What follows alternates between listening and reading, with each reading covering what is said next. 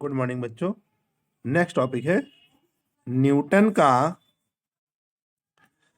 गति विषयक तृतीय नियम।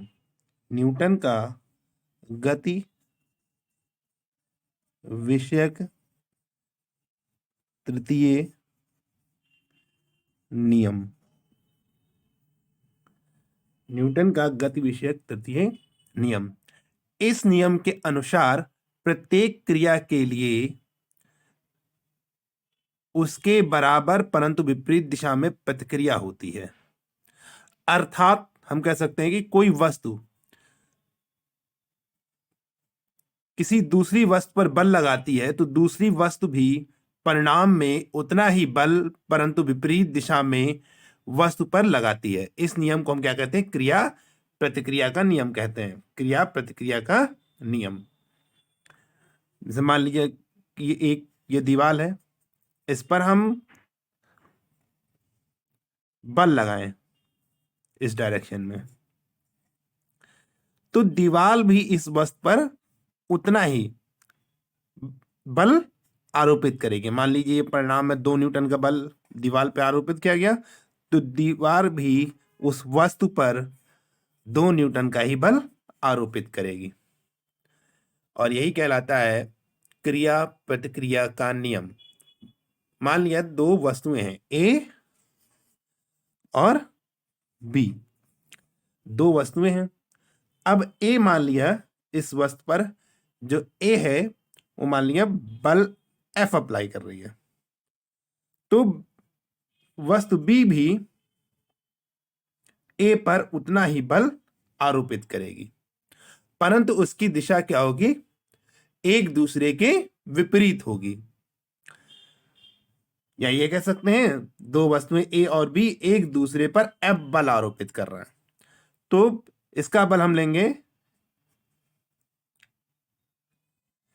F A B. मान लिया ए के द्वारा बी पर लगाया गया बल और बी के द्वारा ए पर लगाया गया बल एफ बी ए। तो यहां से आ जाएगा F A B is equal to minus F B A. मतलब जितना बल इसने बी पर आरोपित किया, बी ने उतना ही बल ए पर आरोपित किया। यही कहलाता है न्यूटन का गति विषयक तृतीय नियम। तो न्यूटन के गति विषयक तृतीय नियम के अनुसार प्रत्येक क्रिया के लिए उसके बराबर परंतु विपरीत दिशा में एक प्रतिक्रिया होती है।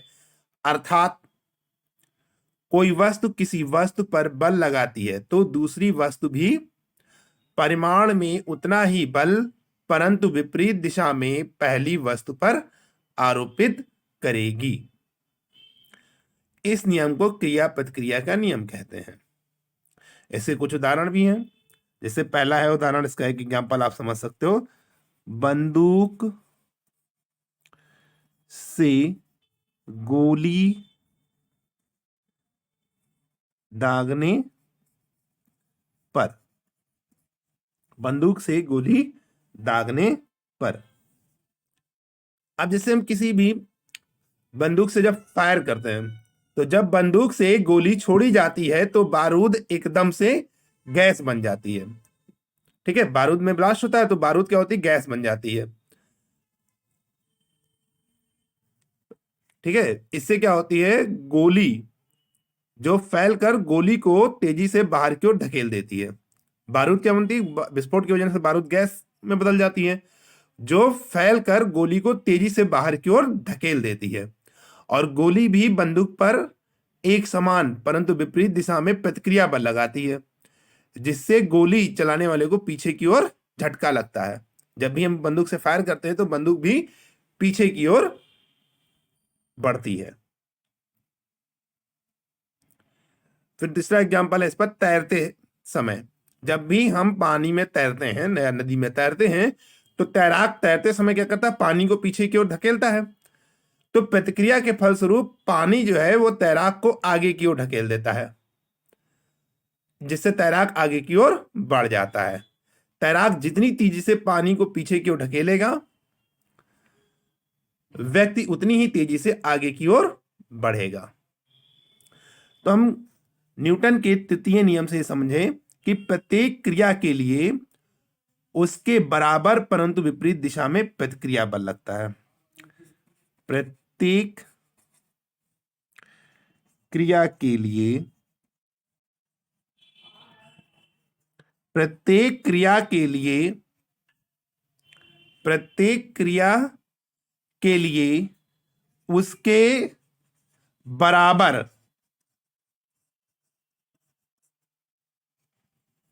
प्रत्येक क्रिया के लिए उसके बराबर परंतु विपरीत दिशा में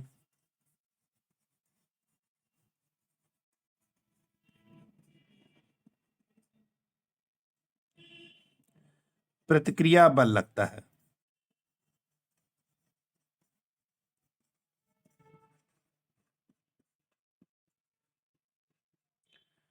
प्रतिक्रिया बल लगता है। तो ये न्यूटन के तृतीय नियम से हमें पता चला प्रत्येक क्रिया के लिए उसके बराबर परंतु विपरीत दिशा में एक प्रतिक्रिया बल लगता है। तो इससे हम ये समझ सकते हैं क्रिया और प्रतिक्रिया बल सदैव युग्म में कार्य करते हैं। मतलब जहां क्रिया होगी वहां पर एक प्रतिक्रिया बल जरूर लगेगा। ठीक है।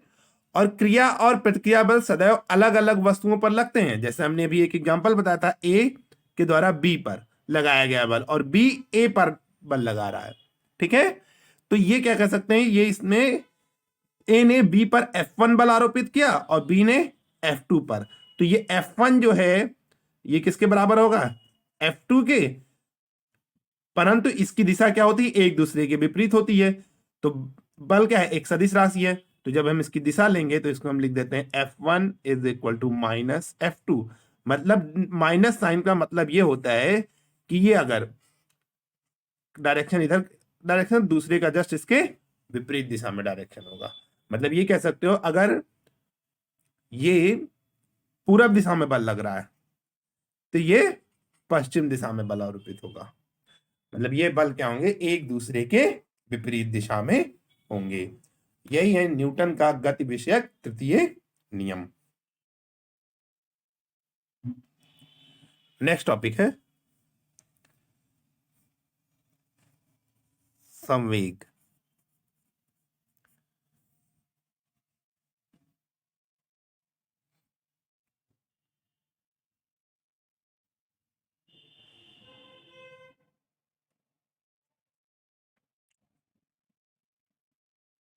संवेग होता है, जैसे हमने देखा, मान लिया कि दो बाल्स हैं,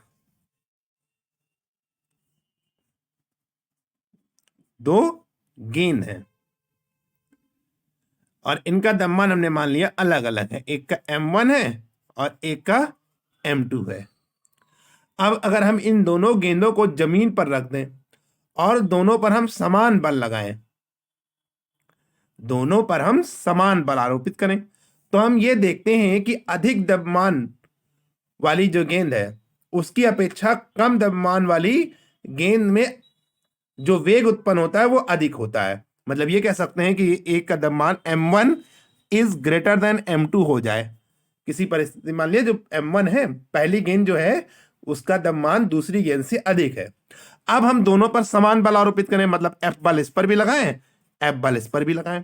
या ये कह सकते हैं 2 न्यूटन का बल इस पर लगाया और 2 ही न्यूटन का बल हमने इस पर लगाया। तो क्या हुआ, ये मान लिया, ठीक है, ये मान लिया x1 वेग से चली और ये किस मान से, x2 वेग से चली। तो हम देखते हैं कि जिसका द्रव्यमान अधिक है उसका वेग क्या होता है, कम है, और जिसका द्रव्यमान कम है उसका वेग अधिक है। ठीक है। और हम ये भी देखते हैं कि मान लो ये स्थिर अवस्था में ना होकर ये दोनों द्रव्यमान की जो गेंदें हैं, जो m1 द्रव्यमान है और जो m2 द्रव्यमान है, ठीक, यहां पर हमने मान लिया m1 is greater than m2। ये m1 है और ये m2 लिख देते हैं यहां पे, m1 और ये m2। अब हम देखते हैं, मान लो ये दोनों गतिमान है और दोनों एक समान चाल v से गतिमान है। तो अब हम अगर दोनों पर बराबर बल लगाएं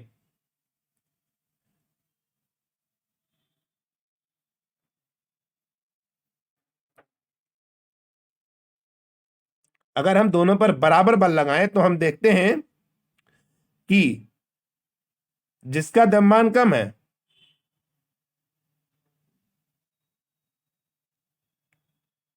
उसका वेग कम हो जाएगा, ज्यादा परिवर्तित होगा, और जिसका द्रव्यमान ज्यादा है उसका वेग कम परिवर्तित होगा। या इसी चीज को हम दूसरी तरीके से समझ सकते हैं कि अगर हम इस पर बल लगाएं इस दोनों पिंडों को विरामावस्था में लाने के लिए, तो हमें हल्की वस्तु को रोकने के लिए कम बल तथा भारी वस्तु को रोकने के लिए अधिक बल लगाना पड़ता है। यदि समान द्रव्यमान की दो वस्तुएं भिन्न भिन्न वेग से चल रही हों, अब दोनों का द्रव्यमान अगर समान है और वेग क्या है, अलग अलग है, तो हमें अधिक वेग वाली वस्तु को रोकने के लिए हमें अधिक बल लगाना पड़ता है, और बल्कि कम वेग से चल रही वस्तु को रोकने के लिए हमें कम बल लगाना पड़ेगा। जैसे ये कह सकते हैं, जैसे मान लो ये m1 द्रव्यमान की एक वस्तु है और एक m2 द्रव्यमान की वस्तु है, ठीक है।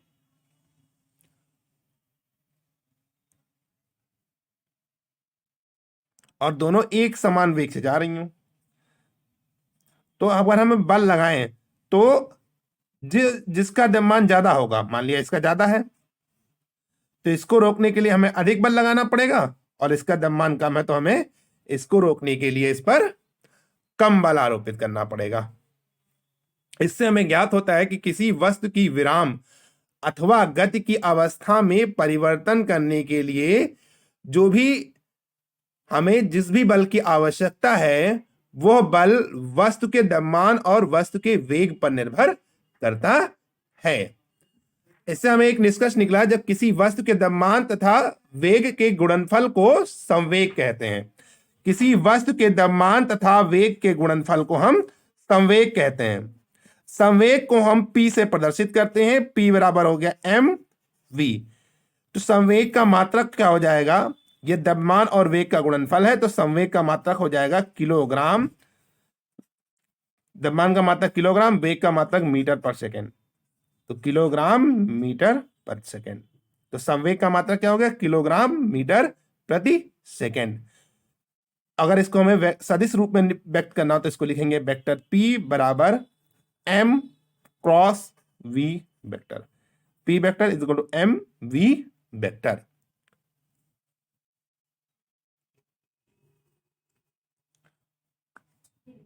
और संवेग का मात्रक न्यूटन सेकेंड भी होता है, न्यूटन सेकेंड भी होता है। संवेग का मात्रक न्यूटन सेकेंड भी होता है। इसको हम किलोग्राम मीटर पर सेकेंड लिखें या न्यूटन सेकेंड लिखें, दोनों लिख सकते हैं। और संवेग का मात्रक किलोग्राम मीटर प्रति सेकेंड होता है, इसे न्यूटन सेकेंड भी लिख सकते हैं। संवेग एक सदिश राशि है, इसकी दिशा वही होगी जो वेग की दिशा होती है। एक क्वेश्चन है, किसी वस्तु का द्रव्यमान 10 किलोग्राम है, 100 मीटर प्रति सेकेंड के वेग से चल रही है, इसको 10 सेकेंड में रोकने के लिए कितना बल आरोपित करना पड़ेगा। इसको 10 सेकेंड में रोकने के लिए कितना बल आरोपित करना पड़ेगा। तो हमें जो भी क्वेश्चन में दिया होता है सबसे पहले हम उसको निकाल लेते हैं। तो m दिया हुआ है 10 किलोग्राम, u दिया हुआ है 100 सेंटीमीटर, 100 सेंटीमीटर पर सेकेंड, और हम इसको क्या बदलेंगे मीटर पर सेकेंड में, तो 1 मीटर पर सेकेंड हो जाएगा ये। और t दिया हुआ है 10 सेकेंड, ठीक है। किसी वस्तु का द्रव्यमान 10 किलोग्राम है, 100 सेंटीमीटर पर सेकेंड के वेग से चल रही है, इसको 10 सेकेंड के में रोकने के लिए हमें कितना बल लगाना पड़ेगा।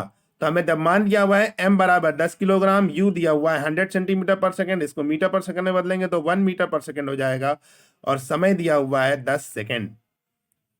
इस क्वेश्चन को सॉल्व करने के लिए अब हमको पता है क्या है कि 10 सेकेंड के बाद पिंड रुक जा रहा है, यानी क्या आ जा रहा है, विरामावस्था में आ जा रहा है। तो v इज इक्वल टू हो गया यहां पर 0, v is equal to 0।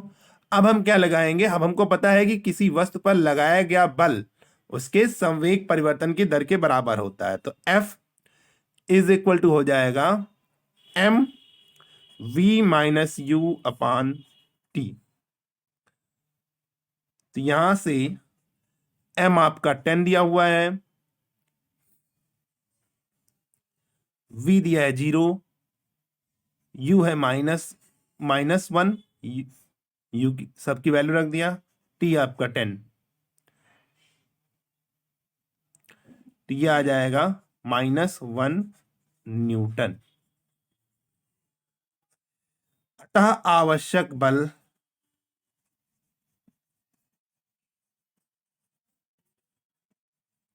One Newton होगा। मतलब 1 न्यूटन का बल लगाकर उस पिंड को हम विरामावस्था में ला सकते हैं।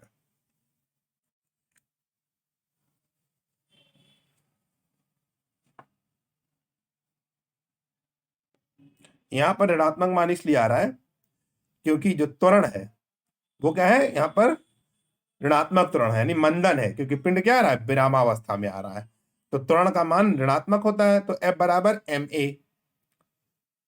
ए यहाँ पे निगेटिव हो गया इसलिए वैल्यू माइनस में आ रही है, यानी बल लगाने पर पिंड क्या हो रहा है, विरामावस्था में आ रहा है, उसका वेग घट रहा है।